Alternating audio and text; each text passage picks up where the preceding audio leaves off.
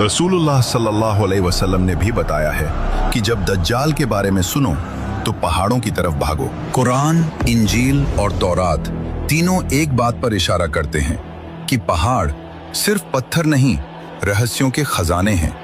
कुरान कहता है, अल्लाह ने पहाड़ों को जमीन में गाड़ दिया ताकि धरती हिल न जाए। तौरात में जब मूसा अलैहिस्सलाम को अल्लाह से बात करनी थी तो वो माउंट साइनाई पर गए। इंजील में ईसा अलैहिस्सलाम अक्सर पहाड़ों पर जाकर दुआ करते थे और इस्लाम में prophet Muhammad peace be upon him पर पहली वही गारे हिरा पहाड़ में उतरी।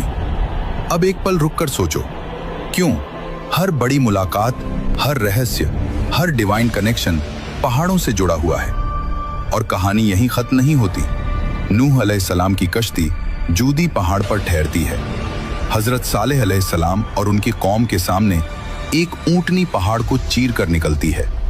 अस्हाबे कहफ 309 साल तक पहाड़ के अंदर सोते रहते हैं और आखिर जमाने में जब दज्जाल का खात्मा होगा तो ईसा अलैहिस्सलाम ईमान वालों को लेकर कोहे तूर की तरफ चले जाएंगे और फिर याजूज और माजूज पहाड़ों के पीछे से निकलेंगे।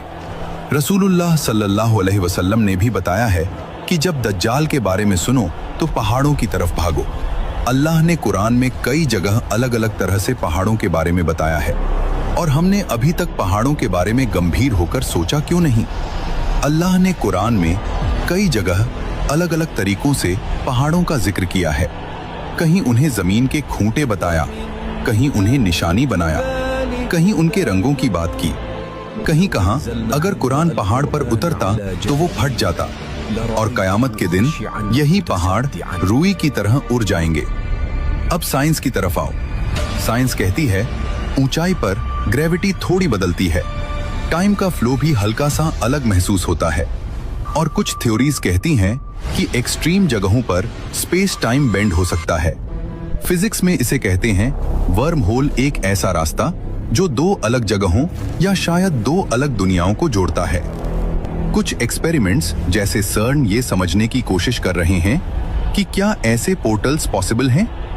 तो सोचो, जहां नबी गए, जहां वही उतरी, जहां से अजूबे निकले, जहां से आखिरी फितने निकलेंगे, क्या वो जगह सिर्फ एक पहाड़ है या फिर वो एक हिडन गेटवे है दो दुनियाओं के बीच? और सच ये है, हमने पहाड़ों को सिर्फ पत्थर समझ लिया है, लेकिन पहाड़ों में बहुत कुछ छुपा हुआ है। इसलिए अब वक्त आ गया है कि हम पहाड़ों को सिर्फ देखें नहीं, बल्कि उन्हें एक्सप्लोर करें।